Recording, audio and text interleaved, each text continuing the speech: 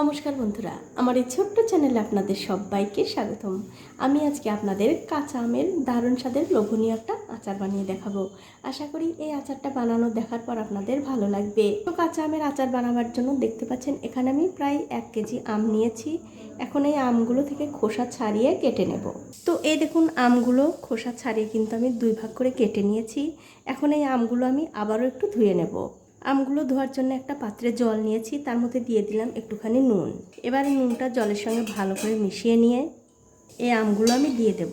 এরকম করে যদি নুন জলে আমগুলো ধোয়া যায় তাহলে আমের মধ্যে যে একটা কষ থাকে সেই কষটা থাকবে না। আর এই আমগুলো কিন্তু নুন জল থেকে তুলে আবার একটু ভালো জল দিয়ে ধুয়ে নিতে হবে। তো এই যে দেখুন আমগুলো কিন্তু আমি আবারও একটু ভালো করে ধুয়ে নিয়েছি। এখন আমি এই আমগুলো আবারও একটু কেটে নেব, তবে কিভাবে কাটছি সেটা আপনাদের কাটার পরে দেখাচ্ছি। তো এই দেখুন আমগুলো কিন্তু আমি কেটে নিয়েছি, আর আমগুলো আমি কিভাবে কেটে নিয়েছি সেটাও আপনাদের দেখাচ্ছি। দেখুন বটি দিয়ে ঠিক এরকম করে একটুখানি সরু সরু করে কেটে নিয়েছি ওপর দিয়ে। আর আমগুলো যখন কাটবেন অবশ্যই কিন্তু এই যে আমের আঁটি আছে সেই আঁটি পর্যন্ত কিন্তু কেটে নিতে হবে। আমি বটি দিয়ে কেটেছি, আপনারা চাইলে কিন্তু ছুরি দিয়েও কাটতে পারেন, কোনো অসুবিধা নেই। এখন একটা কড়াইতে দিয়ে দিচ্ছি 500 গ্রাম চিনি। যেহেতু আমি 1 কেজির কাছাকাছি আম নিয়েছি তার জন্য 500 গ্রাম চিনি দিয়ে দিলাম। আর তার সাথে দিয়ে দেব সামান্য একটু জল। এবারে জল আর চিনিটা ভালো করে মিশিয়ে নিয়ে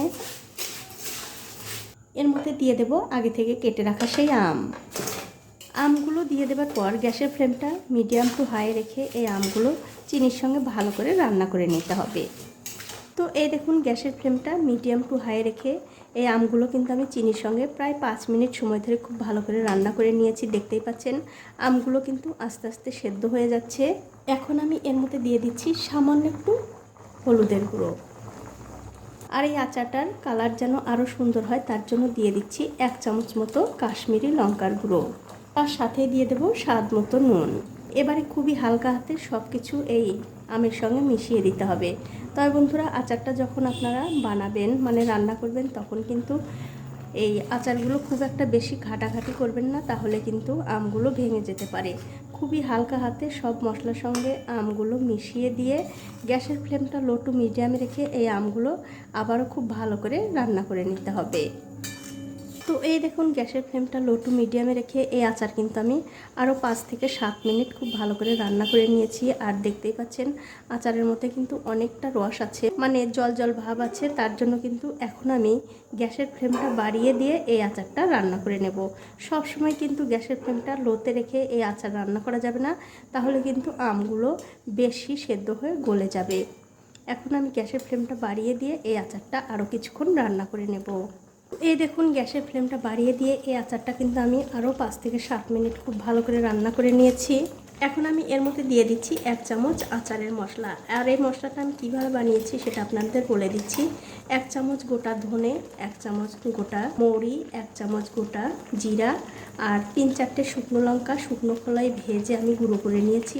এবারে এই মশলাটা খুবই হালকা হাতে আচারের সঙ্গে মিশিয়ে দিতে হবে। আমি কিন্তু আগেই বলেছি এই আচারটা রান্না করার সময় খুব একটা নাড়াচাড়া করবেন না, তাহলে কিন্তু আমগুলো ভেঙে যাবে। আমি খুবই হালকা হাতে মশলাটা মিশিয়ে দিয়ে আরও কিছুক্ষণ এই আচারটা রান্না করে নেব। তো এই দেখুন মশলা দেওয়ার পর এই আচারটা কিন্তু আমি আরও 5 থেকে 7 মিনিট খুব ভালো করে রান্না করে নিয়েছি। দেখতেই পাচ্ছেন আচার কিন্তু প্রায় হয়ে গেছে। আর বন্ধুরা এই আচারের মধ্যে কিন্তু খুব একটা বেশি গ্রেভি রাখা যাবে না, মানে আচারের রসটা খুব একটা বেশি রাখা যাবে না। হালকা হালকা গা মাখা রস থাকবে, তবেই কিন্তু খেতে ভালো লাগবে। দেখুন রস কিন্তু বেশি নেই। এখন আমি গ্যাসের ফ্লেমটা বন্ধ করে দেব। তার কারণ হচ্ছে যখন এই আচারটা ঠান্ডা হবে তখন কিন্তু এই রসটা আরও একটু ঘন হয়ে যাবে। তার জন্যই আমি এখন গ্যাসের ফ্লেমটা বন্ধ করে দিয়ে একটু ঠান্ডা করে আপনাদের পরিবেশন করে দেখাচ্ছি। তো এই দেখুন আচার কিন্তু আমি ভালোভাবে ঠান্ডা করে নিয়েছি। এখন এই আচারগুলো আপনাদের একটু পরিবেশন করেও দেখাচ্ছি। দেখুন কতটা সুন্দর হয়েছে আর লোভনীয় লাগছে। তো বন্ধুরা আপনারা কিন্তু অবশ্যই একবার হলেও আচার বানিয়ে খেয়ে আমাকে কমেন্ট করে জানাতে ভুলবেন না আপনাদের কেমন লাগলো। এখন আমি আপনাদের একটা আচার এরকম করে একটু ভেঙেও দেখাচ্ছি, মানে ভেতরটা কত সুন্দর হয়েছে। দেখুন দেখুন ভেতর পর্যন্ত কিন্তু খুব ভালোভাবে সেদ্ধ হয়ে গেছে, খেতে কিন্তু দুর্দান্ত হয়। তো বন্ধুরা আজ এই পর্যন্তই, দেখা হবে অন্য কোনো নতুন ভিডিও নিয়ে।